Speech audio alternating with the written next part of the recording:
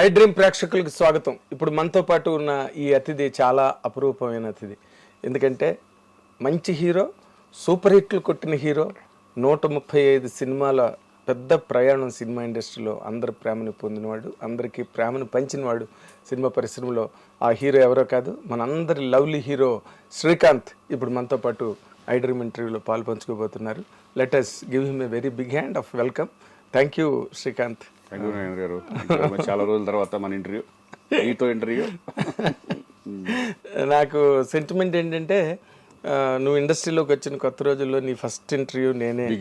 బిగినింగ్లో first interview నువ్వు ఆ రోజు బొమ్మల చొక్కా వేసుకుని ఆంధ్రజ్యోతి ఆఫీస్కి నువ్వు వస్తే ఆంధ్రజ్యోతి ఆఫీస్లో నిన్ను ఇంటర్వ్యూ చేశాను నేను. అప్పుడు అక్కడ ఉండేది కదా మన నాగార్జున సర్కిల్ చట్నీస్ పక్కన. అవును, అక్కడికి. సో అప్పటి నుంచి నీ ప్రయాణం నేను చూస్తున్నా. ఎక్కడ సతమతం అవ్వకుండా తప్పుటడుగులు వేయకుండా ఉంటాయి. తప్పుడడుగులు ఉంటాయి, ప్లస్ మళ్ళీ దాన్ని ఓవర్కమ్ అయ్యి రావడం ఉంటాయి, మళ్ళీ సక్రమైన మార్గంలోకి రావడం. కానీ ఈ ఎక్స్పెరిమెంటేషన్ 130 సినిమాలు, ఈ కెరీర్ ఎక్స్పెరిమెంటేషన్ కనుక నువ్వు ఒక్కసారి ఆలోచించుకుంటే అసలు ఏమనిపిస్తుంది నీకు? Beautiful journey. అంటే మనం కల్లో కూడా, అంటే ఫస్ట్లో ఏమనుకుంటాం, జనరల్గా సినిమాలోకి వెళ్తామని ఇంట్రెస్ట్ కానీ ఇది కానీ ఆ డేస్లో రావడం వేరు. ఇది ఇక్కడికి వచ్చిన తర్వాత ఇండస్ట్రీలో నిలదొక్కుకోవడం అనేది చాలా చాలా కష్టమైన పని ఒక రకంగా అయితే కనుక. బిగినింగ్ డేస్లో నేను ఇన్స్టిట్యూట్ చేసిన తర్వాత అప్పట్లో నేను పలానా అవుతాను ఏమీ తెలియదు. ఓన్లీ ఒక రూట్లోనే నేను ఇండస్ట్రీకి రావాలి అంతే. అటువంటి టైంలో ఇన్స్టిట్యూట్ చేయడం, మెల్లగా నా జర్నీ పీపుల్స్ ఎన్కౌంటర్తో స్టార్ట్ అవ్వడం, తర్వాత మధురానగర్లో రావడం, తర్వాత మధురానగర్ తర్వాత మళ్ళీ బ్రేక్ పడతాం ఒక 6-7 నెలల్లో. తర్వాత సీతారత్న గారు అబ్బాయి రావడం, ఇదేంటి విలనా, సరే ఓకే, ముందు ఇండస్ట్రీలో సెటిల్ అవ్వాలి ఫస్ట్. మన హీరోనా కాదా అనేది ఇండస్ట్రీనే డిసైడ్ చేస్తుంది, భగవంతుడు డిసైడ్ చేస్తాడు. నా కెపాసిటీ ఏంటి అనేది వాళ్ళకే తెలుస్తుంది. ఆ ఉద్దేశంతో ఏంటంటే విలన్గా కూడా నేను కంటిన్యూ చేసా. తర్వాత 15 సినిమాలు విలన్. అంటే నా రూట్ నేను క్రియేట్ చేసుకుంది కాదు ఇది. నేను ఇలా చేస్తానంటే కుదరదు. ఇక్కడ తెలియకుండా మన సక్సెస్లే మనల్ని తీసుకెళ్తూ ఉంటాయి. కొన్ని సక్సెస్లు కానీ, మన బిహేవియర్ కానీ, మన గుడ్ విల్ కానీ, మన టైమింగ్ కానీ, ఇవే మన రూట్ని తీసుకెళ్తూ ఉంటాయి. అదే నీ పాజిటివ్ యాటిట్యూడ్. అంటే నువ్వు ఆర్టిస్ట్గా యాక్టర్ అవ్వాలని వచ్చావు. అవును, వచ్చిన ఏ అవకాశాన్ని వదులుకోలేదు. నేను హీరోనే చేస్తాను అవును లేదు అని పట్టుకుని కూర్చోలే. 15 సినిమాలు విలన్గానే సెటిల్ అనుకున్నాను నేను. అవునా? విలన్గా ఓకే. ముందు అసలు ఒక ఇండస్ట్రీ మీద ప్రేమతో, నేను ఒక యాక్టర్ అవ్వాలని ప్రేమతో వచ్చినాండి. ఇక్కడ వచ్చిన తర్వాత రూట్ ఎలా తీసుకెళ్తుంది అనేది నాకు అసలు ఏమీ తెలియదు. మళ్ళీ భరద్వాజ్ గారు రూపంలో మళ్ళీ వచ్చి నిన్ను హీరోని చేస్తా, ఇవన్నీ మానేసే విలన్గా అని చెప్పడం. తర్వాత నేను సరే ఆయన మీద నమ్మకంతో 1/2 ముందే అన్నీ ఫినిష్ చేసుకుని కూర్చున్నాం. 2 నెలలు 3 నెలల్లో కూర్చున్న తర్వాత ఆయన అనుకున్నట్టే నేను జేడి చక్రవర్తి ఇద్దరు హీరోలుగా స్టార్ట్ అయింది. అక్కడ నుంచి వెనక్కి తిరిగి చూసుకోవాలి నేను. మళ్ళీ అదే బ్యానర్లో దొంగరాస్కల్ సినిమా రావడం. అవును. ఇక సోలోగా మెల్లమెల్లగా అలా ఆమె, పెళ్లి సందడి, ఆహ్వానం, ఎగిరే పౌర్ణ, వినోదం, ఇలా కంటిన్యూస్ ఫిల్మ్స్ రావడం. It's God grace. మంచి హిట్స్ పడ్డాయి.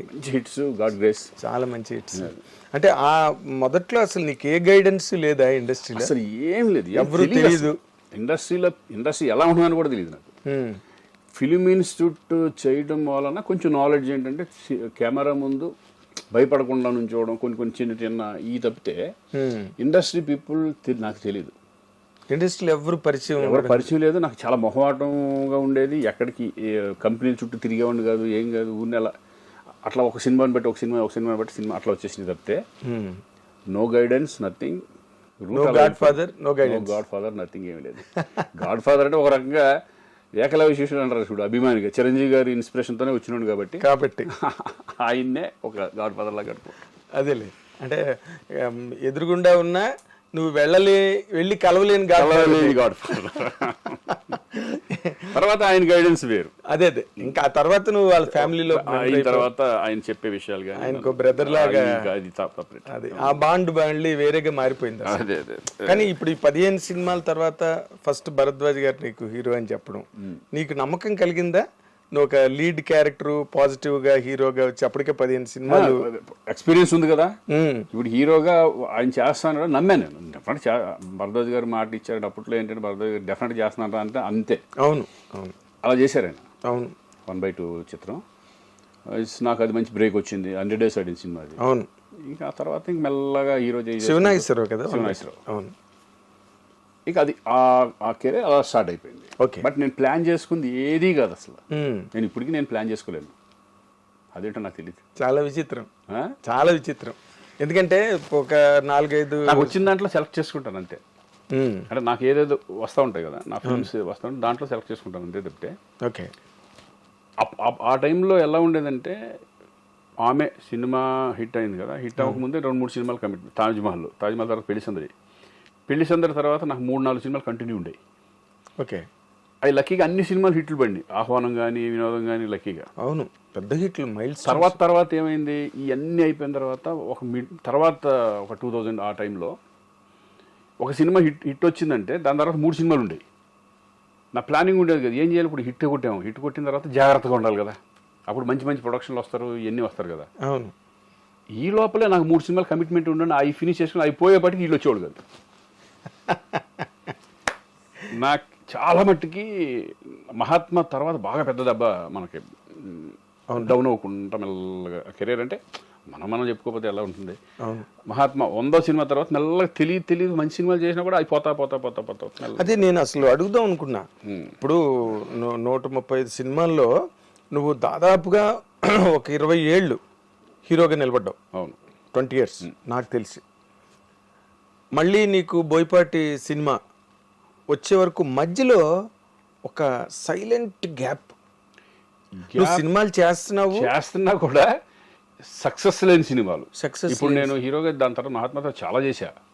దగ్గర 25 ఫిలిమ్స్ వరకు హీరోగా కంటిన్యూ చేశా. బట్ ఏది సక్సెస్ లేదు. కారణం ఏంటి? I don't know. కొంతమంది టైం బాగాలేదు అంటున్నారు.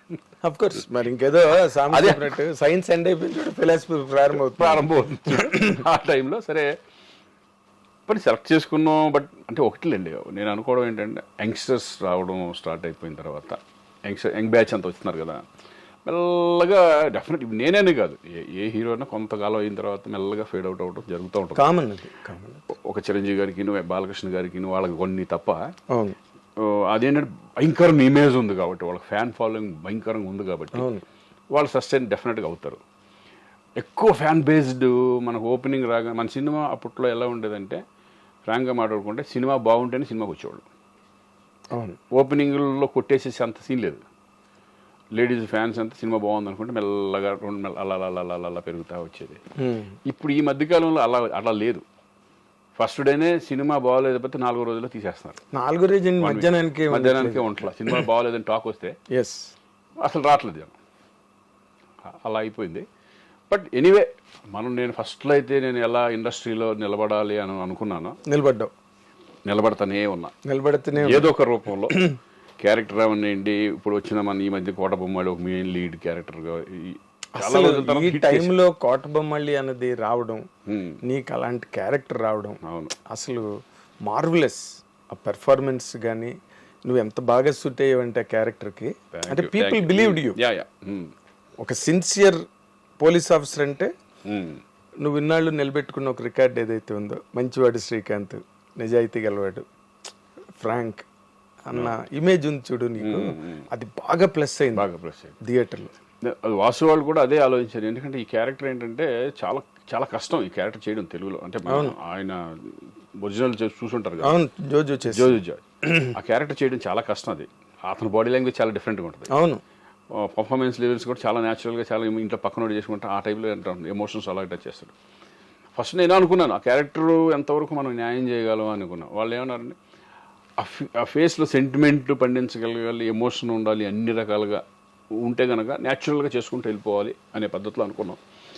అతను ఇమిటేట్ చేయడం వాసు నేను డిస్కస్ చేసుకున్నప్పుడు ఏంటంటే మన పద్ధతిలో మనం వెళ్ళిపోదాం.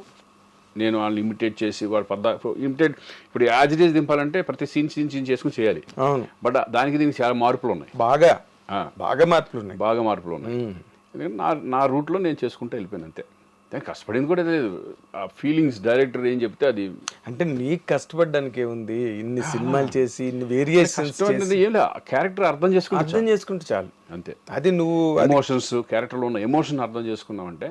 అవును, అసలు ఆ లాస్ట్ సీన్ ఉందే, నాకు ఈ ఉద్యోగం కాకి బట్టలు ఇచ్చింది కానీ కుటుంబాన్ని దూరం చేసింది, ఆ డైలాగు నిజంగా అసలు థియేటర్లో క్లాప్స్, ఆ థియేటర్ దగ్గర సీన్స్ బాగా ఎమోషన్ బాగా టచ్ చేస్తుంది. అంటే కామన్ పోలీసు ఎంత స్ట్రగుల్ పడుతున్నాడు నిజంగా, ఒక మామూలు మిడిల్ క్లాస్ లాగానేగా అంతేగా పోలీస్ అంటే. పెద్ద రేంజ్లో ఉన్నవాళ్ళు దట్ ఈస్ కొంచెం డిఫరెంట్గా ఉంటుంది. అవును, ఒక పోలీస్ అనే అతను ఇప్పుడు మనం మిడిల్ క్లాస్ పీపుల్ ఎలా ఉంటారో ఆ టైప్ ఆఫ్ అనుకోవాలి మనం. అంతే, వాళ్ళ స్ట్రగుల్స్ వాళ్ళకు ఉంటాయి. అయ్యో వాళ్ళు మనుషులే కదా. ఇప్పుడు అందులో అక్కడ కనిపించింది అదే, ఒక పోలీస్ ఆఫీసర్ పోలీస్ డిపార్ట్మెంట్ లో ఉన్నవాడు బయటకు వచ్చి అంతమందిని కమెంట్ చేసి భయపెట్టేవాడు. జీవితంలో ఎంత సున్నితమైన అంశాలు మనిషిని చంపేసే కదా ఆఖరిని. కూతురు అన్నమాటకేగా చచ్చిపోయాడు. Believed it people. నువ్వు హ్యాంగ్ చేసుకున్న సీను థియేటర్లో పిన్ డ్రాప్ సైలెన్స్. ఆ సీన్ దేర్ షాక్. అంటే నాకు ఫోన్ చేసి తట్టుకోలేకపోయా, ఏంటి అట్లా సడన్గా చేసేసుకున్నా ఏంటంటే కథ. కొంతమంది బాగా ఫ్రెండ్స్ ఉంటారు కదా, వాళ్ళు షాక్లోనే ఉన్నారు అంతా, మొత్తం ఏంటి ఇది ఆ టైప్లో. అదేలే, అంటే బేసిక్గా మొత్తం సినిమాలోనే నీ క్యారెక్టర్ కనుక ఏమాత్రం మొన్న కూడా నేను ప్రెస్ మీట్లో అదే చెప్పా, మెయిన్ క్యారెక్టర్ అదే కదా, మెయిన్ క్యారెక్టర్ హీరో. అక్కడ ఏమాత్రం తేడా వచ్చినా క్యారెక్టర్ని ఆడియన్స్ డ్రైవ్ చేసుకుంటూ వెళ్ళలేకపోయారంటే, కనెక్ట్ అవ్వలేదంటే పోయేది సినిమా. ఎస్ ఎస్, చాలా నాకు నష్టమే ఒకవేళ ఎంత తేడా వస్తే. అంతే కదా. ఇప్పుడు ఇందాక నువ్వు మహాత్మా గురించి చెప్పావు కదా, ఇప్పుడు నీ కెరీర్లో డిజాస్టర్స్ హిట్లు ఎన్ని ఉన్నాయో డిజాస్టర్స్ అన్ని ఉన్నాయి, టు బి వెరీ ఆనెస్ట్. అవును కదా. లక్కీగా ఏంటంటే నేను యాక్టర్గా నేను ఎప్పుడు ఫెయిల్ అనుకుంటున్నాను. నేనైతే యాక్టర్గా ఎక్కడ కూడా నాకు మైనస్ అనేది పడలా, దేవుడి దేవాలి లక్కీగా. సినిమా పోయినా సినిమా మీద వెళ్ళిపోయేది, కానీ శ్రీకాంత్ బాగా చేయలేదని రాలేదు. శ్రీకాంత్ బాగా చేయలేదు, నీకు 2 కాసాయి. నీ పెర్ఫార్మెన్స్ సినిమాలో నీ క్యారెక్టర్ వరకు ఒకటైతే, ఇండస్ట్రీలో నీ ఒరిజినల్ క్యారెక్టర్ ఏదైతే ఉందో అది కేస్ స్టడీ. తర్వాత ఇప్పుడున్న జనరేషన్ వాళ్ళకి ఎట్లా మూవ్ అవ్వాలి, ఎట్లా మెయింటైన్ చేయాలి రిలేషన్స్, అవన్నీ సినిమా చూసే కాదు, అవి ఇంపార్టెంట్ చాలా. ఎందుకంటే ఇండస్ట్రీలో ఓన్లీ సక్సెస్ ఒకటే కాదు, సక్సెస్లు వస్తాయి, ఫెయిల్యూర్స్ వస్తాయి, కానీ మనిషిగా నిలబడాలి. ఎస్, ఒక హ్యూమనిటీ అనేది 100%. నేనే కదా, ఇప్పుడు మా పిల్లలు వచ్చినా ఎవరు వచ్చినా సరే వాళ్ళు చూసి మమ్మల్ని చూసి నేర్చుకుంటారు. That's what I'm saying. ఏంటి నాన్న ఏంటి అనేది వాళ్ళు అబ్జర్వ్ చేస్తూ ఉంటారు, మనం చెప్పక్కర్లా. వాళ్ళ బయట వాళ్ళు చెప్పే విధానం కానీ, నా గురించి చెప్పే విధానం కానీ, నా గురించి అంటే ఇప్పుడు చిరంజీవి గారు ఎవరు పెద్ద ఉంటారు, మాకు సీనియర్స్ ఉంటారు, వాళ్ళని చూసి నేర్చుకునే మేము చాలా ఉంటాయి కదా.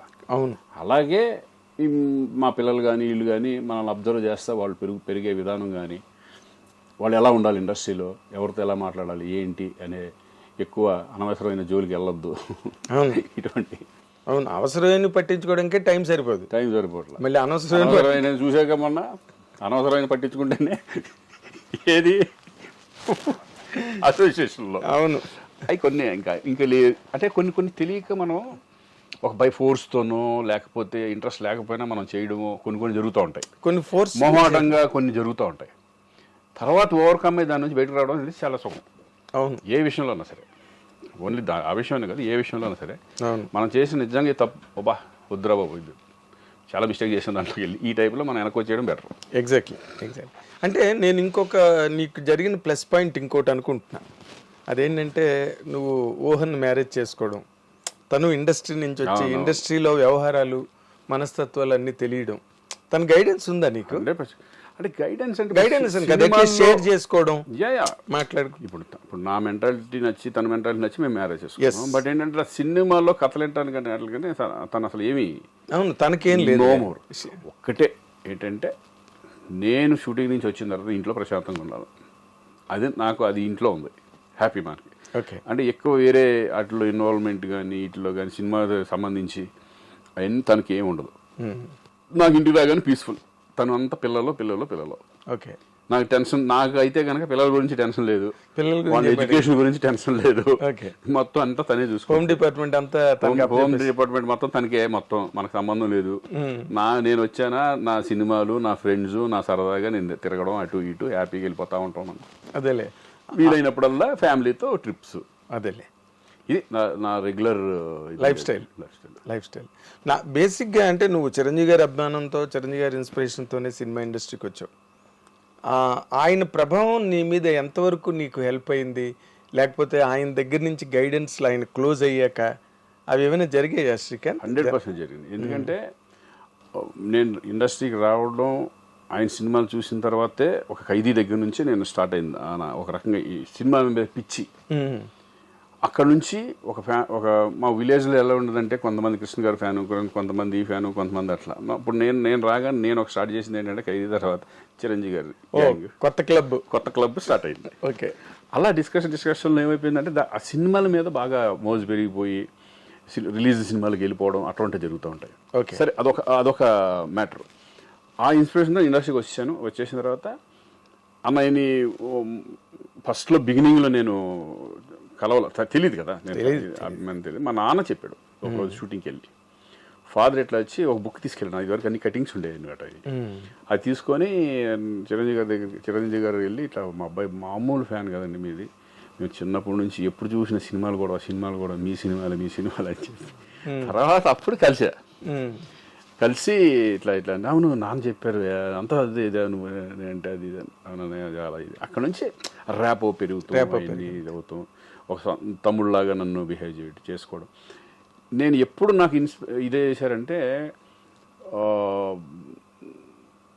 మధ్యలో ఒక 7-8 సినిమాలు పెద్ద బ్యానర్లో సినిమాలు ఫ్లాప్లు, యావరేజ్లు ఫ్లాప్లు, అంటే సూపర్ హిట్లు లేవు. ఒక 7 సినిమాల వరకు. ఓకే. వాళ్ళు డిప్రెషన్లోకి వెళ్ళి, అంటే అప్పటి వరకు సక్సెస్ చూసినాడు కదా. అవును కదా. సక్సెస్ చూసి సడన్గా ఏంటిది డౌన్ఫాల్ స్టార్ట్ అయిపోయింది. మొత్తం టప్పు పోతున్నాయి అన్ని పెద్ద బ్యానర్లు మళ్ళీ. ఓకే. ఏంటి ఇట్లా పోతుందని ఫుల్ డల్ అయిపోయాను, బాగా డిసప్పాయింట్ అయ్యాను. అన్నయ్య 3 నెలలు కలవపోతే ఎప్పుడు కలిసేవాడు కదా, రెగ్యులర్ కలుస్తూ ఉండేవాడు. ఏంటి ఏమైపోయాడు శ్రీకాంత్ అని కౌరవ్ ఇచ్చారు. ఇట్లా అర్జెంట్గా చిరంజీవి రమ్మంటున్నారని. అప్పుడు అన్నపూర్ణ స్టూడియోకి అక్కడ సార్ జరుగుతుంటే వెళ్ళా. ఆఫ్ చేసే షూటింగ్ 1 గంట లేట్గా వస్తానని చెప్పమన్నాడు అని చెప్పి రూమ్లో కూర్చొని ఏంటి అసలు నీ ప్రాబ్లం ఏంటి అని చెప్పుకుంటూ వచ్చాను. ఏది ఇట్లా ఏం లేదన్నా ఇట్లా వేస్ట్ ఇంకా ఇండస్ట్రీలో మనం వెళ్ళిపోదాం అనుకుంటున్నాను, అట్ట పోయిన పిచ్చోడా అని చెప్పి ఆయనకి జరిగిన ఇన్సిడెంట్లు కానీ ఆయనంత ముందు కానీ చాలా చెప్పుకుంటారు. మనం ఇండస్ట్రీలో రావడం వరకే. ఇప్పుడు నేను మెగాస్టార్ అయిపోతానని రాలా ఇక్కడికి. మన కష్టాన్ని నమ్ముకుని వచ్చాం, కష్టపడతానే వెళ్దాం, రూట్ అదే తీసుకెళ్తూ ఉంటుంది. ఎటన్నా తీసుకెళ్ళి నువ్వు ఇండస్ట్రీకి రావాలనుకున్నావు, వచ్చావు కదా. అవునన్నా. కానీ ఆయన చెప్పిన పాయింట్లు నేను తర్వాత ఆలోచించాను నిజంగా.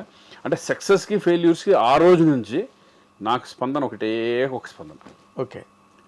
ఒక సక్సెస్ అయిందని పోయి సంకల్ప ఉద్దేశం నీకు లేదు, పొంగిపోవడం లేదు, కృంగిపోవడం లేదు. ఓకే, నవ్వుతా, హ్యాపీ లోపల. హ్యాపీ లేకుండా ఉండదుగా. అవును. సక్సెస్ అయినప్పుడు హ్యాపీగా ఉంటుంది. కరెక్ట్. ఫెయిల్ అయినప్పుడు ఏంటంటే చిన్న లోపల ఉంటుంది కానీ పించ్ ఉంటుంది కదా. Okay, this the part of life. మన లైఫ్లో మనం సక్సెస్ ఫెయిల్యూర్స్ మనం చాలా చూస్తూ ఉంటాం. లైఫ్ ఎప్పుడు ఒక రకంగా ఉండదు. ఈ రోజు ఒక రకంగా ఉంటే రేపు ఒక రకంగా ఉంటుంది, రేపు ఒక రకంగా ఉంటే ఇంకొక రకంగా ఉంటుంది. ఇది అలవాటు చేసేసుకున్నాను. అది మాత్రం ఆయన గైడెన్స్ మాత్రం అది ఒక లైఫ్కి సంబంధించిన గైడెన్స్. అది general not only cinema general life ఎలా ఉంటుంది అనేది ఆయన ఎంత అవగాహన చేసుకుని, అదే ఆయనకి ఎంత నాలెడ్జ్ ఉంటే అలా చెప్పగలరు. అవును. నన్ను ఆ రోజు నుంచి మార్చేసింది. ఏదన్నా సరే స్టబన్, అందుకనే హ్యాపీగా అసలు డిప్రెషన్ లేదు, తొక్కలేదు, ఏమీ లేదు. పోతా ఉంటామే, పోతుంది. అంతే కదా. ఇప్పుడు మనం ఉన్న రోజులు హ్యాపీగా ఉండటమే కావాలి. ఎగ్జాక్ట్లీ. ఇప్పుడు మనం పోయిన తర్వాత 10 సంవత్సరాల తర్వాత ఎవడో గుర్తుపెట్టుకోడు. అవును. మన సినిమాలు ఏంటనేది తెలియదు. ఎస్. ఏదో ఉంటాయి, రామారావు గారు అలా ఒక లెజెండ్స్. అట్లీస్ట్ ఇండస్ట్రీలో నాకు ఒక పేజీ ఉంది, మనం ఇన్ని సినిమాలు చేసామని ఒక తృప్తి ఉంటుంది కదా. అవును. బతికిన హ్యాపీ బతకాలి అనేదే నా ఇది. అవును. ఇప్పుడు కృష్ణ గారు ఆయన సినిమా పోతే ముందు ఆయనే చెప్పేవారు, నా సినిమా ఫ్లాప్ అయ్యా అని. డైరెక్ట్గా పోయిందంటే ఇదంతా చెప్పాను అప్పుడే. ఆడో ఎన్ని ఎంత ప్రాంక్ అంటే అని. నెక్స్ట్ అంత మంచి పేరు, సూపర్ స్టార్ కృష్ణ గారి లాగా ఉండాలని ఎంతో మంది కోరుకుంటారు మనసు. అవును. తర్వాత ఇంకోటి ఆయన చేసిన ఎక్స్పెరిమెంట్లు కానీ సాహసాలు కానీ ఎవరి వల్ల కాదు. అలా చేసి కూడా మళ్ళీ ఇంకా ఆయన ఆ జనరల్ టెంపర్మెంట్ పోతే పోయింది అన్నట్టుగా ఉంటాడు తప్పితే దాని గురించి క్షణం కూడా ఆలోచించరు ఆయన. డేరింగ్ అండ్ డాషింగ్ హీరో అంటారు. Daring and dashing. ఇప్పుడు జనరల్గా హిట్ వస్తే ఎవరికి వాళ్ళు మా జడ్జిమెంట్ కరెక్ట్, మేము పెర్ఫెక్ట్ అని అనుకుంటారు. ఫ్లాప్ రాగానే ఎవరో ఒకరి మీదకి ఆ రైటర్ సరిగ్గా నేను చెప్పాను ఆ సీన్లు వద్దని, లేకపోతే డైరెక్టర్ అది కరెక్ట్గా చేయలేదు అని పక్క వాళ్ళ మీద తోసి కొంతమంది ఉంటారు. బట్ నా విషయంలో ఏంటంటే నేను డైరెక్టర్నే నమ్ముతా. నేను చాలాసార్లు చెప్పాను వాడు hit or flop because of సబ్జెక్ట్ని డీల్ చేసే విధానం డైరెక్టరే, మెయిన్ డైరెక్టరే.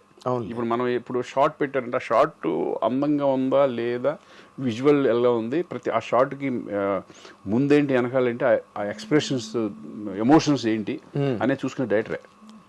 ఓన్లీ పర్ఫార్మెన్స్ లెవెల్ వరకే మనం వెళ్తాం, కథ వింటాం. అవును, కథని ఓకే బాగుంటుంది అనుకుంటాం. కొన్ని సినిమాలు సక్సెస్ అవుతాయి, కొన్ని సినిమాలు ఫ్లాప్ అవుతూ ఉంటాయి. అది నేను డైరెక్టర్ మీద కూడా అదంతా టైం అంతే. నేను డైరెక్టర్ అనేది కెప్టెన్ ఆఫ్ ద షిప్, అతను చాలా ఇంపార్టెంట్. సినిమాకి డైరెక్టర్ అనేది వెరీ వెరీ ఇంపార్టెంట్. అదే కెప్టెన్ ఆఫ్ ది షిప్ ఆయన తర్వాతే మేమంతా. అవును, 24 క్రాఫ్ట్స్ ని కలపవలసిన వాడు మొత్తం చూసుకునేది అతనే కదా. కెమెరా డిపార్ట్మెంట్ దగ్గర నుంచి మొత్తం అంతా, మ్యూజిక్ దగ్గర నుంచి డైలాగ్ దగ్గర నుంచి. ఓన్లీ మేము వస్తాం, యాక్టింగ్ చేసేసి వెళ్ళిపోతూ ఉంటాం. సూపర్ హిట్ అయిపోయిందంటే హీరోకి డెఫినెట్ పేరు వచ్చేస్తుంది. డైరెక్టర్కే వస్తుంది, ఆఫ్ కోర్స్ ఆయనకి వస్తుందిగా. అవును, ఇప్పుడు అంటే అప్పుడు మనం చూసాం దాశనారాయణ గారు, రాఘవేంద్ర గారు, వాళ్ళు ఏంటి లెజెండ్స్. అంటే ఒక విశ్వనాథ్ గారు, ఒక బాపు గారు, వాళ్ళు ఒక డైరెక్టర్ అంటే ఒక వాల్యూస్ని పెంచిన వాళ్ళే కదా వాళ్ళు. అవును, ఇప్పుడు వాళ్ళ దగ్గర చేయాలనే కోరిక ప్రతి ఆర్టిస్ట్గా ఉంటుంది. ఇప్పుడు రాజమౌళి గారి దగ్గర అంత పెద్ద హీరోయిన్ చేయాలని ఉంటుందిగా. అవును, 100%. రాజమౌళి గారి దగ్గరికి వెళ్తే ఇంకా అంత ఆయనే. ఇప్పుడు ఇది ఎందుకు అది ఎందుకు నన్ను అడగలవా, ఆయన ఏం చెప్తే చేసి వెళ్ళిపోవడమే, అంతే సింపుల్. అలాగే ప్రతి మేమంతా ఏంటంటే డైరెక్టర్ని ఎక్కువ నమ్ముతాం, డైరెక్టర్ని బట్టే వెళ్ళిపోతాం సినిమా. అదేలే, అంటే నువ్వు జనరల్గా బాగా నమ్మి ఇది బ్రహ్మాండంగా ఆడుతుంది అని, ఇప్పుడు అన్ని కథలు బోల్డ్ వింటుంటారు, అందులో మీకు బాగా మనసుకు హత్తుకునే కథ ఒకటి ఉంటుంది, ఏదో ఆ రైటర్ చెప్పిందో లేకపోతే డైరెక్టర్. అంటే చెప్పేటప్పుడు చాలా మటుకు బాగుంటాయి.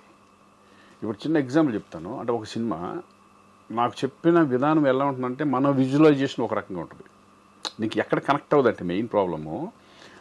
కథ విన్నప్పుడు డైరెక్టర్కి మనం కూర్చొని కథ చెప్పేటప్పుడు మనం ఒక విజువలైజేషన్ ఆలోచిస్తాం. అవును, వాళ్ళు చెప్పేటప్పుడు కూడా, సార్ మీరు మౌంట్ రోడ్లో వెళ్తున్నప్పుడు మొత్తం మీరు వెళ్తున్నారు, ఒకటి ఆలోచించుకుంటూ వెళ్తున్నారు, చేతిలో పేపర్లు ఉన్నాయి, మీరు నిరుద్యోగి, మీరు వెళ్ళే టైంలో మీకు అసలు అంత టోటల్ బ్లర్, మీ అంత ఇది ఉంటుంది, కారు సౌండ్లు, హార్న్ సౌండ్లు, ఆ సౌండ్లు ఈ సౌండ్లు వస్తూ ఉంటున్నాయి, మై నుంచి ఇక్కడి నుంచి పైనుంచి సూర్యుడు పడుతూ ఉంటాడు ఎండలో, సడన్గా కళ్ళు తిరిగి పడిపోతారు సార్. అది తీసుకెళ్ళి మనకు చెప్పేటప్పుడు మనం అలా ఊహించుకుంటాం కదా. అవును, అది తీసుకెళ్ళి జూబ్లీ హిల్స్ ఫుట్పాత్ పక్కన చెట్లు కింద నుంచి నడిపించి అక్కడ పడిపోతే ఎలా ఉంటుంది చెప్పు, మొత్తం ఇంపాక్ట్ జీరో అయిపోతుంది కదా.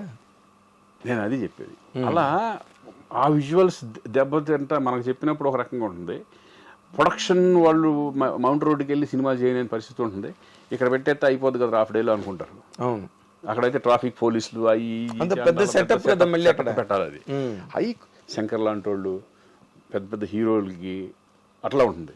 ఇప్పుడు మనలాంటి వాళ్ళకి ఏమవుతుంది, బడ్జెట్ ప్రాబ్లము, తీసుకెళ్ళి అక్కడ పడేస్తారు, దాని ఇంపాక్ట్ ఉండదు సీన్ ఎంత చేసిన. అలా చాలా సినిమాలు నాకు అట్లా జరిగినాయి. అవునా, నో ఇంపాక్ట్, ఊరినే ఏదో ఆ సీన్ ఉంటుంది, కానీ ఆ సీన్ ఇప్పుడు నేను చెప్పిన దానికిను ఇప్పుడు ఇక్కడ జూబ్లీస్ మన పక్కన టోటల్ డిఫరెన్స్ కదా, అంతే పోయింది, ఇంకేముంది, సీన్ ఇంపాక్ట్ పోయింది. చాలా సీన్స్ చాలా రకరకాలుగా ఒక హీరోగా నేను ఆలోచించుకునే విజువల్స్ ఒక రకంగా ఉంటాయి. నేనే కాదు, ఎవరి హీరో అయినా కథ ఇప్పుడు నేను ఒక కథ చెప్పాను అనుకోండి, ఆ కథలోకి ఆటోమేటిక్గా మీరు ఒక విజువలైజేషన్కి వెళ్ళిపోతారు. అవును, మనదైన ఒక విజువలైజేషన్ ఉంటుంది కదా.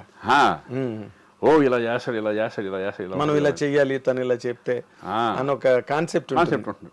అది పోయిందంటే ఇంకేం ఉండదు. అవును, అలా చాలా జరిగినాయి. అవునా, ఒక్కోసారి నేటిప్పుడు తారక రాముడు నాకు చెప్పినప్పుడు భలే సబ్జెక్ట్ అది. మన తారక రాముడు నువ్వు సౌందర్య కదా, ఆర్వి ఉదయ్ కుమార్. అదేమైపోయింది, ఆయన వచ్చేప్పటికి నేటివిటీ మొత్తం తమిళ్, మన తెలుగు వాసన కాదు తమిళ వాసన వచ్చేసింది. అవును, ఎగ్జాక్ట్లీ. నేటివిటీగా ఇవన్నీ మనం చెప్పేటప్పుడేమో మన సైడ్లో ఆలోచిస్తాం, ఏది మన తెలుగుకు తగ్గట్టుగా. అంతే కదా, విలేజ్లో ఎలా ఉండాలి, చక్కటి పెంకుటిల్లు, చక్క ఇది అగ్రహారం, చిన్న ఒక ఇది, మనం అట్లే వెళ్తాం. వీళ్ళు ఎక్కడికో వెళ్ళి తీసుకెళ్ళిపోతే ఏదో కొట్టి పెట్టితే మనకు అర్థం అవుతుంది. అదేలే, అది ఫస్ట్లోనే డిస్కనెక్ట్ అయిపోయింది, కానీ చెప్పింది చేసి నువ్వు చేయడమే. మరి మధ్యలో ఆపలేంగా. అవును, తారక రాముడు అప్పట్లో హైలీ ఎక్స్పెక్టెడ్ సాంగ్స్ ఒకటి, సౌందర్య శ్రీకాంత్ కాంబినేషన్ అనగానే అప్పుడు మీరిద్దరు కూడా మంచి ఫైల్లో ఉన్నారు. అవునవును, మంచి ఫైల్లో ఉన్నారు. ఆ టైంలో సినిమా డిసప్పాయింట్. పేరు రావడం కాబట్టి, బట్ కమర్షియల్గా అది ఇది అవ్వాల. కమర్షియల్ అదే అంటున్నాను నేను. ఇప్పుడు పేరు రావడం ఒకటి, కమర్షియల్ గా కమర్షియల్ గానే కదా కావాలి మనకి కదా. ఎంత పేరు వచ్చినా శ్రీకాంత్ గారు ఎంత గొప్పగా నటించారండి అని సినిమా పోతే ఉపయోగం ఉంది, ఏం లేదు. ఇప్పుడు కోటబొమ్మళ్ళి ఇప్పుడు అఖండ ఉంది. అఖండలో నేను అసలు ఎవరు ఎక్స్పెక్ట్ చేయరు ఆ టైప్ ఆఫ్, నేను కనపడతానని కూడా తెలియదు. ఎవరు ఎక్స్పెక్ట్ చేస్తారు శ్రీకాంత్ అలాగా? సినిమా ఏమన్నా తేడా వస్తే నన్ను తిట్టరా, ఎంత తిట్టరు? ఇడికేం పోయగలం అసలు. ఇప్పటికే తీసుకెళ్ళి శ్రీకాంత్ని పెట్టారంట. సక్సెస్ అయింది కాబట్టి మనం అందరూ దాని గురించి ఎక్కువ మాట్లాడతారు. భలే పని చేశాడు, భలే ఉంది శ్రీకాంత్, డిఫరెంట్గా ఉన్నాడని. అవును, అది అన్నీ తెలుసు మనకి. సక్సెస్ కాదు. ఇప్పుడు బోయపాటి నిన్న క్యారెక్టర్ కి సెలెక్ట్ చేసినప్పుడు what was your immediate reaction Srikanth? ఎందుకంటే నువ్వు నీ క్యారెక్టర్ కాదు అది. అవును, నీ మోడలే కాదు అసలు. ఎవ్వరు నువ్వు ఊహించి ఉండవు అలాంటి క్యారెక్టర్. ఆడియన్స్ కూడా నిన్ను అలాంటి క్యారెక్టర్లో ఎక్స్పెక్ట్ చేయరు. నాకు ఒక్కటే ఏం చెప్పాడంటే, భయ్య ఈ క్యారెక్టర్ని ఎన్నుకోవడానికి నేను కారణం ఆపరేషన్ దుర్యోధన సినిమా అన్నాడు. ఆపరేషన్ దుర్యోధన దాంట్లో గుండు గుట్టెచ్చుకొని, అవును, నేను మధ్యలో కన్ను ఇట్లా పెట్టుకొని అలా నడుచుకుంటూ వెళ్ళిపోతా, విగ్రస్గా ఉంటుంది అది. అవును, అది ఆయనకు బాగా కనెక్ట్ అయ్యి, ఫస్ట్ హెయిర్ కూడా ఇంతే ఉంటుంది దాంట్లో. ఇప్పుడు అలా పెట్టుకొని ఈ కొంచెం గెటప్ మెయిన్ గెటప్ కుదిరిందంటే ఆటోమేటిక్గా కుదిరిపోతున్నట్టే. ఈ గెటప్ కావాలి అని చెప్పేసి ఆయనే గెటప్ ఇట్లా కావాలి నాకు అని చెప్పి, దాన్ని మేమేం చేసామంటే ముందు మొత్తం అన్నీ సెట్ చేసుకొని, ఈ గెటప్ మనకు ఎలా వస్తుంది ఏంటి అనేది సెట్ చేసుకున్న తర్వాత చూసుకుని దీనికి ఫిక్స్ అయిపోదామని ఆ గెటప్ సెట్ చేసుకున్నాం. ఓకే. అందుకే ఏంటంటే గెటప్ ఫస్ట్ ఒక ఆర్టిస్ట్ గెటప్ సెట్ అయిపోయింది. ఇటువంటి డిఫరెంట్ క్యారెక్టర్స్ వచ్చినప్పుడు అదే ఇట్లా ఉండి నేను చేయలేను ఆ క్యారెక్టర్ని. ఎలా చేస్తావు? నీకే మూడు రాదు అసలు. మూడు రాదు, నీకే మూడు రాదు. మెంటల్ ప్రిపరేషన్ అన్నది గెటప్ తోనే వస్తుంది కదా. అవునవును. అలాగే ఇప్పుడు మనల్ని గెటప్ అనేది ఎంత ఇంపార్టెంటో, డైరెక్టర్ని విజువలైజేషన్ని కరెక్ట్గా తీయడం కూడా అంత ఇంపార్టెంట్. ఇందాక అన్నాను కదా, ఎక్కడో తీసుకెళ్ళి ఇక్కడ పెట్టాడు ఆ క్యారెక్టర్లో ఆ క్యారెక్టర్ చేయవలసింది ఇట్లా చేస్తే ఎట్లా ఉంటుంది అలా ఉంటుంది అది. ఎగ్జాక్ట్లీ. ఇప్పుడు జనరల్గా అదే అంటున్నా. ఇప్పుడు అసలు ఈ క్యారెక్టర్ నేను సూట్ అవుతానా, నేను చేయగలనా, అసలు ఏంటి బోయపాటి ఏమని అసలు నన్ను సెలెక్ట్ చేశాడు? నేను అసలు నాకు ఇంకోటి తెలిసిపోయా, నేను ఏది కూడా నేను నో అనలేను. ఎందుకంటే ఏ క్యారెక్టర్ కన్నా చేయాలని ఒక లోపల ధైర్యం ఉంటుంది నాకు. అలాగే కదా నువ్వు 15 సినిమాలు. మీరు నెక్స్ట్ వచ్చి గేమ్ చేంజర్ ఒకటి ఉంటుంది, యూ కాంట్ ఎక్స్పెక్ట్. అవునా? శ్రీకాంత్ ఏంటిది ఓర్ని అలా అనిపిస్తుంది గెటప్. నార్మల్గా నీకు ఇందాక లేదు చెప్తున్నావు, నువ్వే చెప్తున్నావు ఇది ఏ క్యారెక్టర్ అయినా నేను వస్తే. నాకెందుకు కాన్ఫిడెన్స్ ఏంటంటే నేను చేయగలనా లేదా అనేది చిన్న ఉంటుంది. ఎట్లా ఇప్పుడు బోయపాటి గారు చెప్పినప్పుడు అయ్యో ఇదేంటి అనుకుంటాను. నేను నమ్మేది ఏంటంటే గెటప్ కుదిరిందంటే మనం చేసుకుంటూ వెళ్ళిపోవచ్చు. ఎందుకంటే ఉండేది ఏముంటుంది, ఎమోషన్స్, సెంటిమెంటు, ఎంటర్టైన్మెంటు, ఇయేగా మామూలుగా ఉండేది. అంతే. కొంచెం పెద్ద డైలాగులు ఉన్నప్పుడు కొంచెం జాగ్రత్త ఉంటే అయిపోయా, అంతే, సింపుల్. అవును. అది డైరెక్టర్కి విజన్ ఉంటుంది, ఎలా చేయించుకోవాలి ఏంటి, ఏ క్యారెక్టర్ ఏంటి అనేది. ఇప్పుడు శంకర్ దగ్గర చేస్తున్నాను, చాలా ఒక రకంగా ఈజీ. శంకర్ దగ్గర అయితే హ్యాపీగా చేసుకుంటూ వెళ్ళిపోవచ్చు. మన పెద్ద శంకర్, మన గేమ్ చేంజర్. అంటే ఇప్పుడు విశ్వనాథ్ గారు కానీ బాపు గారు కానీ వాళ్ళు చెప్పే విధానం ఎక్కేస్తుంది. కృష్ణవంశీ కానీ ఆర్టిస్ట్లోకి ఒక ఇంజెక్ట్ చేసేస్తారు, ఏ టైప్ ఆఫ్ చేయాలి, ఎలా ఉండాలి, ఏంటి క్యారెక్టరైజేషన్ అనేది. అప్పుడు ఆర్టిస్ట్కి ఈజీ అయిపోతుంది. ఇప్పుడు బోయపాటి దగ్గర అంతే. అవునా? టప్పు ఎలా చేసుకుంటూ పోతాడు, అంతే. పెద్ద కాంప్లికేషన్ ఏముండదు షూటింగ్లో, ఏమి లేదు. ఆయన కావాల్సింది చెప్పేస్తాడు, చేసుకుని పోతాడు. ఇది భయంకరంగా ఉండాలి ఎమోషన్. ఇప్పుడు స్కందాలు ఉంటుంది కదా, ఫుల్ సెంటిమెంట్ పోయా, నీ కూతురు నిజంగా జరిగితే నువ్వు ఏం ఫీల్ అవుతావు, ఎలా ఏంటి, అట్లా చెప్తాం. చాలా అసలు వేరే స్కందలో అసలు అరిస్టోక్రాటిక్గా కార్పొరేట్ డిగ్నిటీ, అది కూడా ఇంపార్టెంటే. ఆ క్యారెక్టర్ ఏమన్నా తేడా వచ్చినా ఆ సెంటిమెంట్ పడకపోతే క్యారెక్టర్ పోయినట్టు. అది కూడా మెయిన్ కీలకమైన పాత్ర కదా కథకి. కంప్లీట్ గా ఆ బ్లాక్ ఏదైతే ఉందో కార్పొరేట్ అదంతా కూడా సెటప్, మెయిన్ సబ్జెక్ట్ దాని మీద కాబట్టి దాని మీద వెరీ ఇంపార్టెంట్ క్యారెక్టర్. ఎగ్జాక్ట్లీ. నేను చేసిన ఎవరు చేసినా కూడా దట్ ఈస్ ఇంపార్టెంట్ క్యారెక్టర్ అది. అవును. తర్వాత ఇప్పుడు నువ్వు 2 సార్లు నీ నోట్లోంచి వచ్చింది గేమ్ చేంజర్ అని. చిరంజీవితో చేసావు, ఇప్పుడు మళ్ళీ రామ్ చరణ్తో చేస్తున్నావు. చరణ్తో ఆల్రెడీ మన గోవిందుడు అందరూ గోవిందుడు అందరు వాడేలే అందులో కూడా చాలా విచిత్రమైన మంచి క్యారెక్టర్, క్యారెక్టర్, ఎంటర్టైన్మెంట్ వాళ్ళే క్యారెక్టర్ నిజంగా అది. బాబాయ్ క్యారెక్టర్ అసలు ఆ డ్రెస్సులు గిస్సులు కూడా గోల గోలగా అటువంటి అంటే అవి ఛాలెంజింగ్ ఉంటాయి మనకి సరదాగా. అవునా? ఎంటర్టైన్మెంట్ అనేది చాలా సరదాగా ఉంటుంది.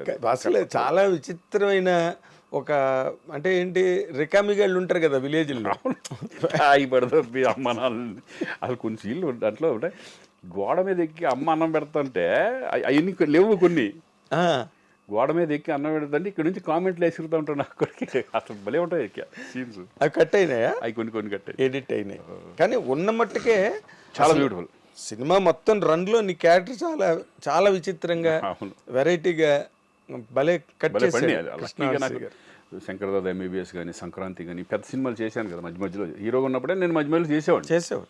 క్యారెక్టర్లు చేసేవాడిని సరదాగా. అందరూ అడిగితే శ్రీకాంత్ బాగుంటాడు అనుకుంటే చేద్దాంలే అని చేసేవాడిని. అప్పుడు మనకి నేను హీరో చేస్తున్నాను నాకు ఎందుకులే అనేది లేదు.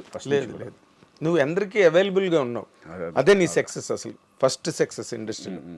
ఎవరిని దూరం పెట్టలే, ఎవరి దగ్గరికి వచ్చినా సినిమా వెళ్ళాం. బట్ కెరీర్ అలా ఎలా వెళ్తుందో అనేది మన చేతిలో ఉండదు. అదే ఇప్పుడు రామ్ చరణ్తో మళ్ళీ చేస్తున్నావు కదా, ఇట్స్ అనే very big dimension. Game changer, Shankar, అది దేవరా కానీ, ఎన్టీఆర్తో చేసే దేవరా కానీ అది గెటప్పే. ఓకే, అది బ్యూటిఫుల్ గెటప్. అది లక్కీగా ఇది పట్టడం, ఈ రెండు పట్టడం నాకు బాగా అడ్వాంటేజ్ అయింది. అది అఖండ తర్వాత నేను వారిసు తమిళ్ వారిసు విజయ్తో చేశాను. అక్కడేమో కన్నడలో ఒకటి అతనితో చేశాను, మన పునీత్ రాజ్ కుమార్ లాస్ట్ ఫిల్మ్ అదే మేము చేసింది పాప అతనితో. Puneeth Raj Kumar very wonderful person. అలా మంచి ఈ పెద్ద చేసుకుంటే వెళ్తున్నాం. ఇప్పుడు కన్నడంలో కొన్ని సినిమాలు అంతకు ముందు కూడా చేసావు కదా? అంతకుముందు కూడా చేసాను. ఒక సినిమా సరదాగా చేస్తుంటా. ఎందుకంటే నేను హ్యాపీగా ఒకసారి సరదాగా చేద్దాం కన్నడ మాట్లాడతా కదా. కన్నడ పుట్టి పెరిగింది అక్కడే ధార్వాడ్లో చదువుకున్నావు. సరదాగా అప్పుడప్పుడు అడిగితే మంచిది వస్తే చేద్దాం అనే పద్ధతిలో ఉంటాం. అదే ఇక్కడ అలాగే ఉన్నావు, అక్కడ అలాగే ఉన్నావు, ఎక్కడైనా ఒకలాగే ఉన్నావు. బట్ అఖండ తర్వాత అసలు నీ కెరీర్ నువ్వు చాలా విచిత్రంగా, ఇప్పుడు జగపతి బాబుకి బోయపాటి దగ్గరే లైఫ్ వచ్చింది. అవునవును, తను చాలా ఇంటర్వ్యూలో చెప్పాడు జగపతి బాబు, ఇది నేను అప్పుడు కన్నా ఇప్పుడే ఎక్కువ సంపాదిస్తున్నాను అని. అది నీకు వర్తిస్తుందా? డెఫినెట్గా. అంటే ఇదేంటంటే మనకు రెస్పాన్సిబిలిటీ తక్కువ. విలన్ గా చేసిన క్యారెక్టర్ చేసిన రెస్పాన్సిబిలిటీ ఏమి ఉండదు. అంతా హీరో మార్కెట్ మీద హీరో మీద వెళ్ళిపోతుంది డైరెక్టర్. అప్పుడు మేము హీరోగా చేసినప్పుడు ఏంటంటే మన సినిమాలు రిలీజ్ అవుతాయో లేదో టెన్షన్. వీళ్ళు లాస్ట్ మూమెంట్ వరకు కొంతమంది ప్రొడ్యూసర్లు చేతులు ఎత్తేస్తారు. దాన్ని ముందుకు తీసుకెళ్లాలంటే నేను ఎదురుపెట్టిన సందర్భాలు ఉన్నాయి. అవునా? చాలా సినిమాలు నేనే ఎదురుపెట్టి ఉంటాను. రిలీజ్ అవ్వాలంటే వాళ్ళకి ఎదురు ఇవ్వడం. అవును, ఎదురు రాసేసి ఎవరు రిలీజ్ అవ్వకపోతే ల్యాబ్కి ఫోన్ చేసి నేను ఇస్తాను రిలీజ్ చేయండి అంటాం. అవును, చాలా జరిగినాయి అన్నీ అప్పట్లో. ఇంక సరే, అది ఒకటి పార్ట్ ఆఫ్ ది గేమ్. అది మనం సంపాదించుకుంటాం. మనం పెట్టిన దాంట్లో పెట్టేసాం, అంతే, అయిపోయింది. మనది ఏముంది అనుకుంటాం, అయిపోయింది. అలా తీసుకోవడం కూడా అంత సులభం కాదు కదా శ్రీకాంత్. ఒకటి మనం ఇచ్చామా, అది పోయిన అనుకునే ఇవ్వాలి. వచ్చినాయా, ఇచ్చినవి అలాగే తిరిగి ఎప్పుడైనా ఎప్పుడు రాలే. ఎవరు ఇంతవరకు ఏది జరగలేదు అలా. నా మెంటాలిటీ ఏంటంటే నాకు ఇస్తారు అని ఆశ పెట్టుకున్నాను అనుకో, బాధ వస్తుంది. ఇది గ్యారంటీ పోతుంది అనుకుని ఇచ్చాను అనుకో, ముందే అనుకున్నాను కదా, ఎక్స్పెక్ట్ చేశాను కదా, అప్పుడు హ్యాపీగా ఉంటాం మనం. ఏదైనా ఎక్స్పెక్ట్ చేసామనుకో, అది రాదనుకుని ఇచ్చేస్తే గొడవ ఉండదు. వస్తే ఆనందం, వస్తే హ్యాపీ. అదేలే. అలా చాలా పోయినాయి నాకు. అవునా? కొన్ని బిజినెస్లో కూడా అలా పెట్టినవి కూడా, కొన్ని ఆటలు కూడా పోయినాయి. ఇక అంటే ఇప్పుడు in terms of your remunerations అవి ఇప్పుడు బాగా కాస్ట్లీగా ఉన్నావా ఇండస్ట్రీలో? డెఫినెట్గా కొంచెం ఉంటుంది. ప్రతి సినిమాలు చేస్తున్నాము. అదే సక్సెస్ వచ్చినప్పుడు ఏంటంటే కొంచెం ఇదివరకు మీద కొంచెం బెటర్గా హీరోగా ఉన్నదానికంటే నాకు తెలిసి నేను ఇప్పుడు బెటర్గా ఉన్నాను అనుకుంటున్నాను. నేను టెన్షన్స్ లేకుండా. డబ్బు కంటే ఇంపార్టెంట్ ఏంటంటే ఇక్కడ మనకి టెన్షన్స్ ఉండకూడదు. ఇక రెస్పాన్సిబిలిటీ 25 సంవత్సరాలు తీసుకున్నాం, 25 years వరకు ఆల్మోస్ట్ నీకు హీరోగానే చేసుకుంటూ వెళ్ళాను కదా. అవును. ఇప్పుడు రిలాక్స్డ్గా చక్కగా మా రోషన్ గారు వచ్చిన తర్వాత వాడు చూసుకుంటూ మనం అలా తన కెరీర్ని చూసుకుంటున్నాం. మన సినిమాలు మనం చేసుకుంటూ మధ్య మధ్యలో కోట బొమ్మలు లాంటి క్యారెక్టరైజ్ మంచి సినిమాలు వస్తే హీరోగా ఒక డిఫరెంట్ కాన్సెప్ట్లో వెళ్దాం అనే ఉద్దేశం కూడా ఉంది. 2-3 జరుగుతున్నాయి మన ప్రాజెక్ట్స్. ఓకే, నేను హీరోగా చేసేది, బట్ డిఫరెంట్ కాన్సెప్ట్ వెళ్దామని. ఓకే. కొత్తగా క్యారెక్టరైజేషన్ కొత్తగా ఉండాలి, మన పర్ఫార్మెన్స్ లెవెల్స్ కానీ మనం సోలోగా మనం, ఎందుకంటే ఇప్పుడు ఓటీటీలు వచ్చినాయి కొంచెం అడ్వాంటేజ్. ఎస్, బాగా ఇదివరకు కంటే ఇప్పుడు బాగా అడ్వాంటేజ్. ప్రొడ్యూసర్లకి చాలా అడ్వాంటేజ్ కదా. అలా నాకు 2-3 అవి జరుగుతున్నాయి. ఇవి కూడా సెలక్షన్ చక్కగా నీట్గా చేసుకుని వెళ్దాం అంతే. అదేలే, అంటే ఇప్పుడు ఎవరైనా ఒక కొత్త డైరెక్టరు ఒక కొత్త కాన్సెప్ట్ పట్టుకొస్తే నువ్వు ఎంకరేజ్ చేస్తావా? 100% డెఫినెట్గా. కొత్త డైరెక్టర్లు కదా, వీళ్ళు మళ్ళీ సరిగ్గా హ్యాండిల్ చేస్తారు. నేను ఎక్కువ చేసిన వాళ్ళే, చిన్న చిన్న వాళ్ళు చాలా చేశాను నేను. ఉమ్. అలా ఏమిడో కానీ కొత్తగా ఉంటే డెఫినెట్గా నేను చేయడం జరుగుతుంది. అదేలే, ఆ రోజుల్లో నువ్వు ఈవి సచ్ అందరితో ఒక రాఘవేంద్రరావుతో లేదా దాసనారావుతో చేసావు. దాసనారాయణ గారితో యాక్ట్ చేశాను, బట్ ఆయన డైరెక్షన్లో చేయలే. ఆయనతో కలిసి యాక్ట్ చేశాను, దొంగలుడు చిన్నలుడు అని. దొంగలుడు చిన్నలుడులో చేశాను, చిన్నలుడు 1-2 సినిమాలు చేశాను ఆయనతో. అంత ఆ ర్యాప్ ఉంది మళ్ళీ, కానీ ఆయన డైరెక్షన్లో చేయలే. అదేలే, ఆయన ఒక్కరినే మిస్ అయ్యావు అయితే నువ్వు. ఆయన డైరెక్షన్లో ఒకటి మిస్ అయ్యాను. తక్కువ. అలాగే ఆర్టిస్ట్లో రామారావు గారు మిస్ అయ్యాను. నాగేశ్వర గారితో చేశాను, కృష్ణరాజు గారితో చేశాను, కృష్ణ గారితో చేశాను. తర్వాత ఇంక చిరంజీవి గారు, వెంకటేష్, నాగార్జున, బాలకృష్ణ, శోభనబాబు గారితో చేసావు. శోభనబాబు గారితో చేయలేదా? ఓకే. శోభనబాబు గారితో అది నేను చూడలేదు నేను. అవునా? చూడలేదు, ఎప్పుడు కలవలేదు. అప్పటికి ఆయన ఇండస్ట్రీ వదిలేసి మానేశారు కదా. ఎప్పుడో మానేశారు ఆయన. ఈవి గారి సినిమా లాస్ట్లో ఒకటి చేసినట్టున్నారు, తర్వాత వచ్చిన తర్వాత. ఇప్పుడు నార్మల్గా రామ్ చరణ్, చిరంజీవి గారితో చేసావు నువ్వు, ఆయనతో మంచి క్లోజ్ అసోసియేషన్. రామ్ చరణ్తో కూడా ఆల్రెడీ చేసావు, ఇప్పుడు మళ్ళీ చేస్తున్నావు. అసలు వీళ్ళిద్దరి మధ్యలో నీకు కనిపించే ఒక స్పష్టమైన డిఫరెన్స్ కానీ పోలిక కానీ ఇద్దరిలో? ఇదే నాకు తెలిసి పోలికలే ఉన్నాయి ఎక్కువ. అవునా? ఎక్కువ పోలికలే. అంతేనా? అంటే ఆర్టిస్టుల్ని చక్కగా చూసుకోవడం కానీ, ఇది కానీ ఎక్కువ. అంటే చాలా ఎలా ఉంటుందంటే, ఇప్పుడు అన్నయ్యతో చేసినప్పుడు ఆయన కష్టపడే విధానం, ఇవన్నీ కూడా చరణ్లో ఉంటాయి. కష్టపడే విధానం చరణ్లో ఉంది. ప్లస్ కామన్ ఏంటంటే చక్కగా ఇప్పుడు మామూలుగా చూసుకుంటే భోజనాల దగ్గర కానీ, ఆర్టిస్టులను బాగా చూసుకోవడం కానీ, ఫుడ్ అందరికీ చక్కగా బాగా వచ్చిందా లేదా, బాగుంటుందా లేదా యూనిట్లో చూసుకోవడం, ఇవన్నీ కూడా ఆయనకి ఉంది. చరణ్ కూడా same. Okay, same. Charan is అంటే అనేలాగా డిగ్నిఫైడ్, అంటే ఎక్కడ చాలా పెద్ద, చాలా మెచ్యూర్డ్ గాయ్. చాలా ఈజ్ వెరీ ఇంటెలిజెంట్, చాలా మెచ్యూర్డ్ గాయ్. స్టబ్బన్ చక్కగా నీట్గా ఉంటుంది. కానీ ఆర్టిస్టులు పలకరించే విధానం కానీ, అందరినీ ఓన్ చేసుకోవడం కానీ, ఇవన్నీ సూపర్గా. ఇప్పుడు అన్నయ్య సేమ్. ఇప్పుడు అన్నయ్య సెట్కి వెళ్తే కమెడియన్స్ కానీ వాళ్ళు అందరితో కలిసి ఒక భోజనం చేస్తూ ఉంటారు, అందరిని పిలిచి దగ్గర తీసుకుని మాట్లాడుతూ ఉంటారు కూర్చొని. సేమ్ అదే చరణ్ కూడా. అవునా? చాలా ఇద్దరి మధ్యన ఎట్లా ఉంటుంది ఇంటిమసీ? చాలా బాగుంటుంది. అన్న అంటాడు. అవునా? చాలా మంది, అంటే కొంతమంది అయితే యాక్చువల్గా బాబాయ్ అంటారు, అనవచ్చు కానీ, బట్ నన్ను అన్న అంటారు. ఓకే, అన్న అనుకుంటూ ఈజ్ రెస్పెక్ట్ చాలా బాగా ఇస్తారు. ఎందుకంటే అన్న దగ్గర నుంచి వచ్చినప్పుడు చాలా రెస్పెక్ట్గా. అసలు బాగా ఇష్టంగా నీకు రామ్ చరణ్లో ఈ ఇష్యూ నాకు భలే ఇష్టం అని నీకు? నాకేంటంటే decent, is very decent person. Stubborn and decent. ఆ డీసెన్సీ, ఆ హుందాతనం, అది బాగా నచ్చుతుంది నాకు. ఓకే.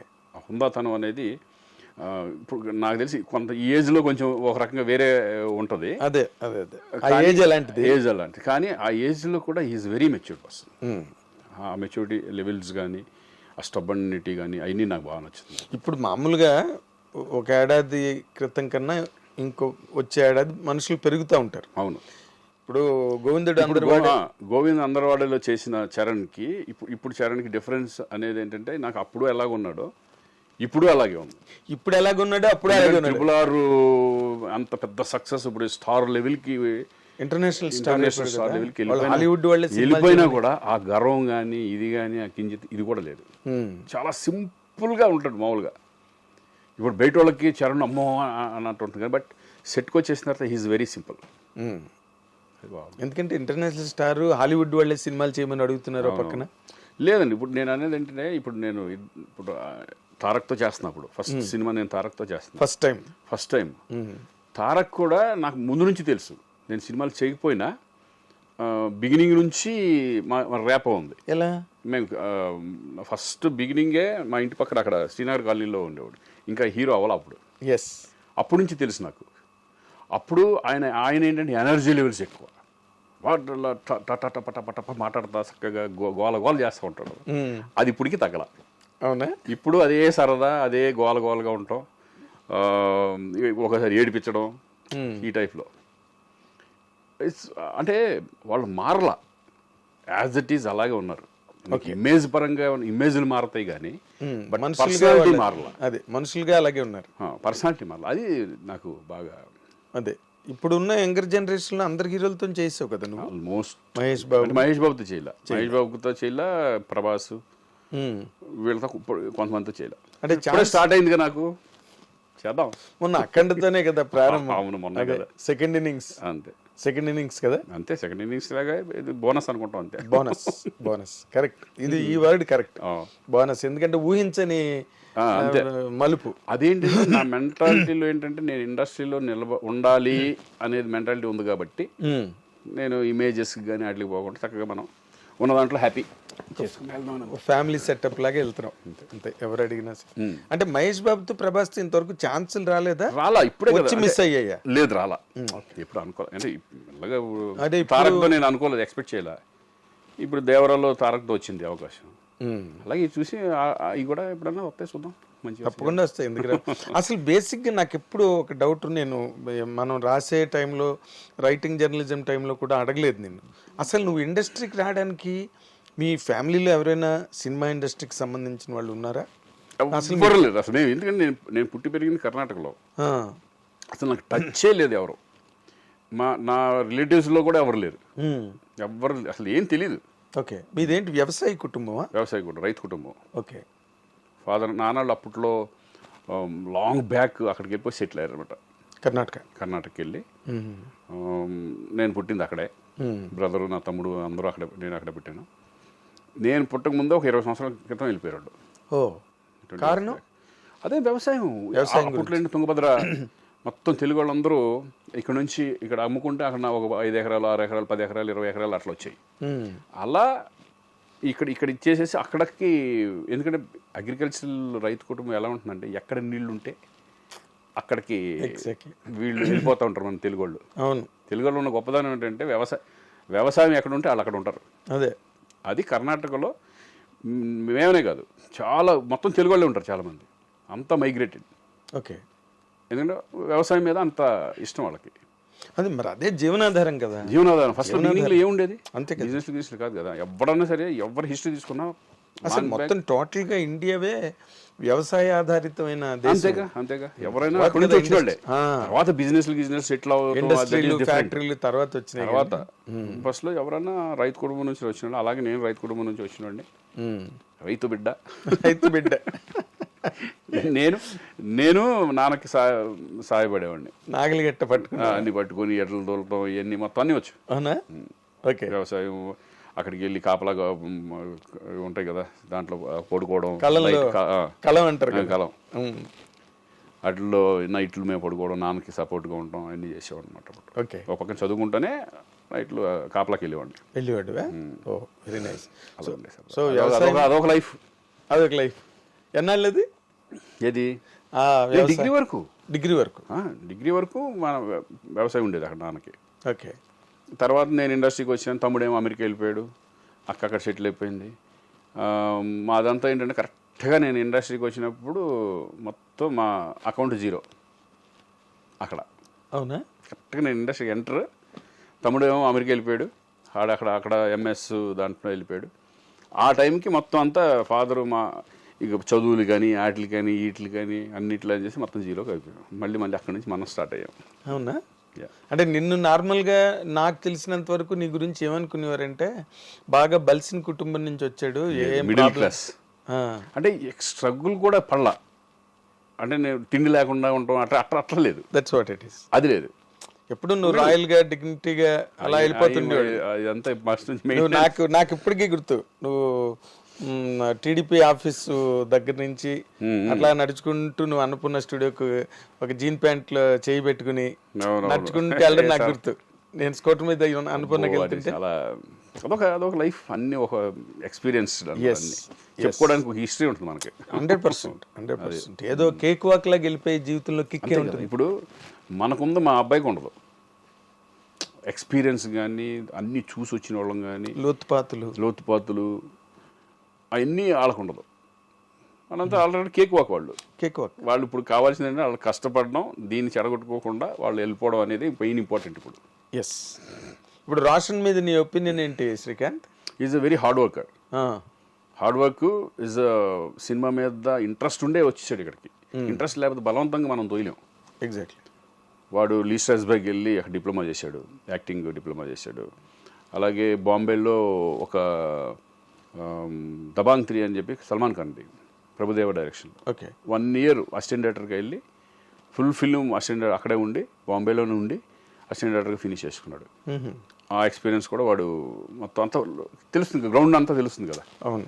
అది కావాలని వాడు కోరుకుంటేనే పంపించాను నేను కూడా. అది కూడా ఓకే. నీ ప్రోద్బలం ఏం లేదు, మనది కానీ ఊహది కానీ ఏమి లేవు. అది మనకు తెలియదు. నువ్వు వెళ్ళు అసిస్టెంట్ డైరెక్టర్ అనలేం కదా.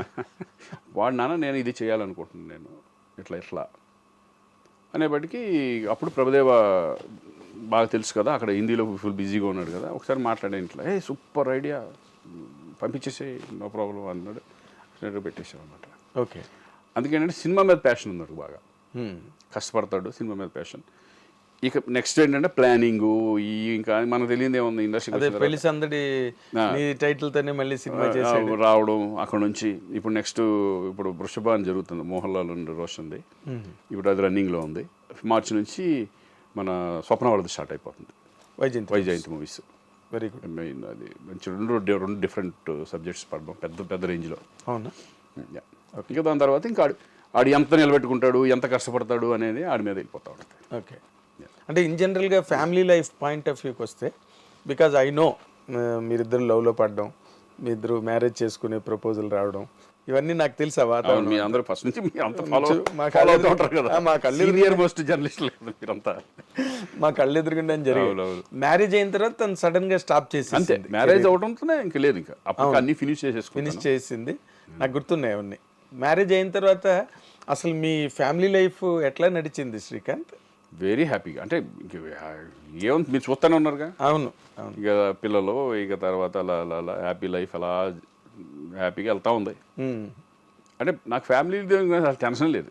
అదేలే. ఎప్పుడు అంటే తను ఏ రోజున కెరీర్ వదులుకున్నానని రిగ్రెట్ అయిన ఇంటర్వ్యూస్ రమ్మంటే నేను రానట్టు. ఇప్పుడు ఇంటర్వ్యూ అడుగుతున్నారు, నాకు చెప్పలేకపోతున్నానంటే మీరు చేసుకున్నాను.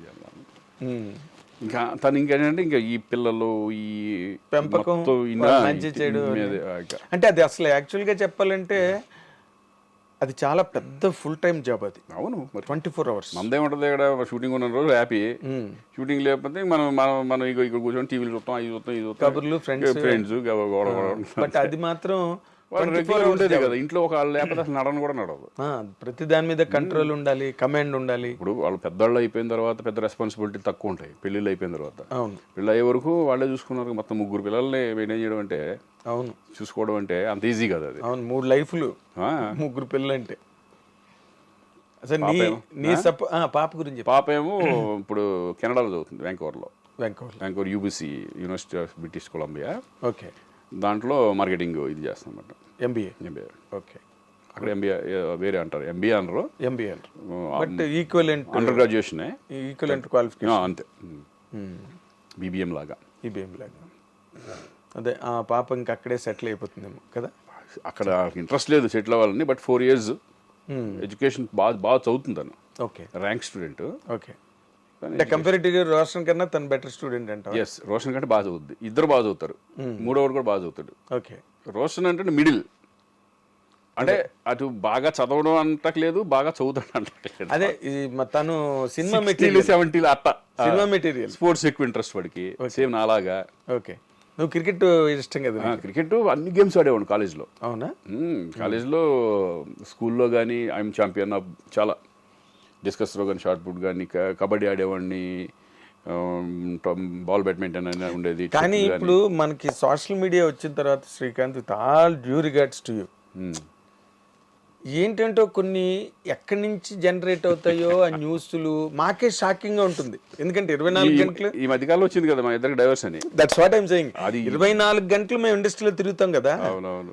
ఎక్కడి నుంచి వచ్చిందిరా ఈ న్యూస్ అసలు? నేను అదే అన్నా, ఒకవేళ నిజంగా ఉంటే ఇంతమంది మనకు ఎప్పుడు రెగ్యులర్గా ఉన్న ప్రభు కానీ, మీరు కానీ, ఇప్పుడు వీళ్ళందరూ రెగ్యులర్ ఉన్న వాళ్ళు అడిగితే చెప్పేస్తారు కదా. ఒకవేళ ఏమైనా డౌట్ ఉంటే నాకే ఫోన్ చేసి అడుగుతారు మీరు ఏంటి ఇట్లా వచ్చింది నిజమా కదా అబద్ధమా ఏం అంటే, శ్రీకాంత్ అని అడుగుతాను అప్పుడు ఫోన్ చేపించి అమ్మ ఏదో అంటున్నారు చూడని ఇదే జరిగింది మొన్న. ఓకే న్యూస్ మేము ఇద్దరం అక్కడికి వెళ్తున్నాం, అరుణాచలం వెళ్తున్నాం. అరుణాచలం వెళ్ళేటప్పుడు ఈ న్యూస్ ఇదైపోయింది. ఊహ శ్రీకాంత్ మధ్యలో అడ్డుగోడలు అంతే, ఏదేదో ఇంకా వాళ్ళ ఇష్టం, త్వరలోనే విడాకులు, వాళ్ళ అడ్డింగ్లు వాళ్ళవే వాళ్ళే ఇంకా చేసి ఊర నాయన ఇదేంటంటే ఇద్దరు కూర్చొని మాట్లాడుకుని ప్రభుకి ఫోన్ చేసాం. ప్రభు ఏంటి ప్రభు అంటే, అవును ఏంటి మొత్తం వచ్చేస్తుందంటే నువ్వు ఖండించిన ఒక ఏదో రాసి పడేసి ఇద్దరు ఏది వీడియో కాల్ చేసి ఇద్దరు నవ్వుకుంటా ఏమో ఇద్దరు పక్క పక్కన ఉన్నావా టెంపుల్కి వెళ్తున్నావా అని చెప్పుకోవాల్సి వచ్చామండి అమ్మ. మళ్ళీ దానికి ఒకటి కేసులు పెట్టమన్నారు. మనకు అనవసరం కేసులు గీసులు అన్నీ వేస్ట్ అయింది కదా, వస్తూ ఉంటాయి, దాన్ని వాళ్ళే తెలుసుకుంటారు అయిపోయినగా. కాకపోతే ఏంటంటే మీరు పెళ్లి అయిపోయి ఎన్నో సంవత్సరాలు ముగ్గురు పిల్లలు పెట్టి ఇంకేంటి సాధించేది ముసలోళ్ళు అయిపోయే టైంలో ఈ టైంలో ఏముంటాయి ఇంకా బిగినింగ్ లోనే లేవు మాకు, అదే అంటున్నా. ఇప్పుడే ఉంటాయి. పాపం తను మ్యారేజ్ అయింది, నువ్వు ఇందాక అన్నట్టుగా అప్పుడు సినిమాలు మేము ఫాలో అవుతున్నాం కదా, సినిమాలన్నీ వరుసగా కంప్లీట్ చేసుకుంటూ ఒకటి అవునవును తప్పని మ్యారేజ్ అయింది.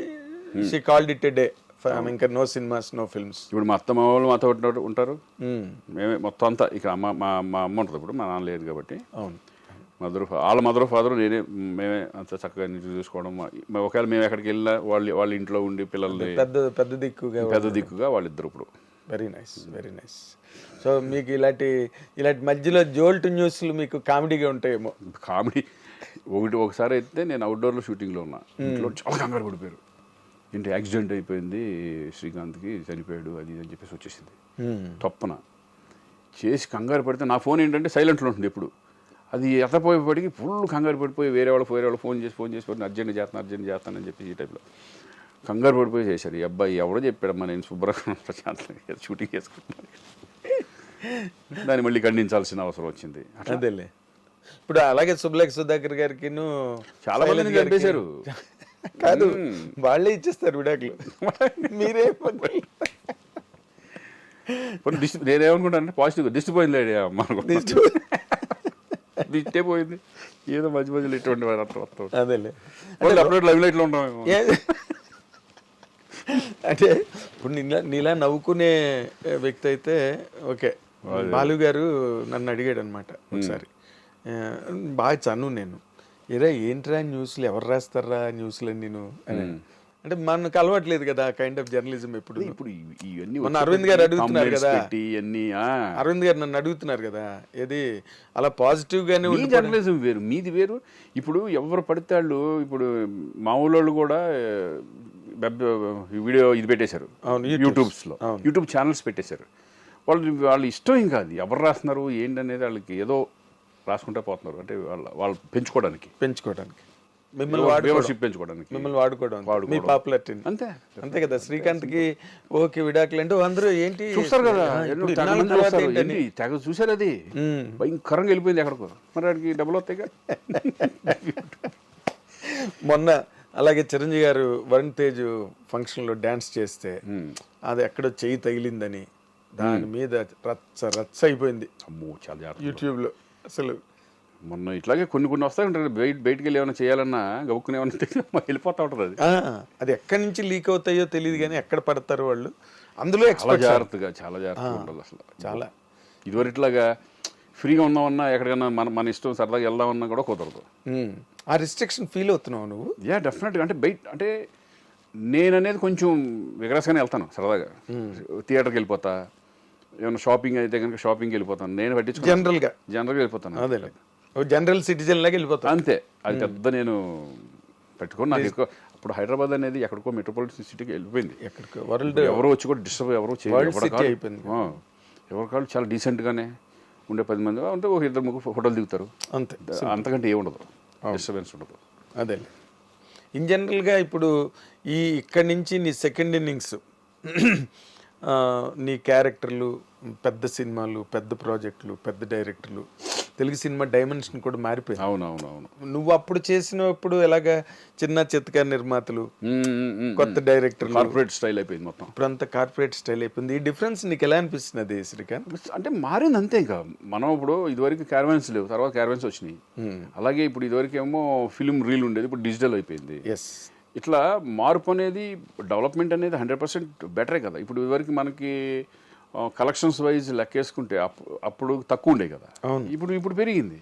ల్యాండ్ వాల్యూ పెరిగినట్టే మనుషులది జీవితం లైఫ్ స్టైల్ కూడా పెరిగిపోయింది. అవునులే, మార్పులు చాలా వచ్చేసినాయి అప్పటికిప్పటికి. అవును, మన జూబ్లీస్లో ఇప్పుడు ఇక్కడే చూసుకో, ఇదే ఇల్లు కట్టినప్పుడు అప్పుడు ఏమి లేవు, ఈ పక్కన చుట్టుపక్కల మొత్తం చుట్టుపక్కల వచ్చేసినాయి. అదే ఇంటికి రావడం అంటే ఇవన్నీ కనిపించలేదు, ఇవన్నీ కొత్తగా వచ్చాయి అన్నట్టుగా అనిపించింది నాకు. అవును అవును, లోపలికి ఉండి అప్పుడు ఇది ఓపెన్ గా కనిపించేది ఇల్లు. ఈ రోడ్డు ఎలా ఉండే, సింగిల్ రోడ్డు, మట్టి రోడ్లు అప్పట్లో. అవును, మరి డెవలప్మెంట్ అట్లా వచ్చినట్టు సినిమా ఇండస్ట్రీ కూడా అలా మారుతా పెరుగుతా ఈరోజు మన ఇంటర్నేషనల్ స్టాండర్డ్కి వెళ్ళిపోయింది తెలుగు ఇండస్ట్రీ అనేది.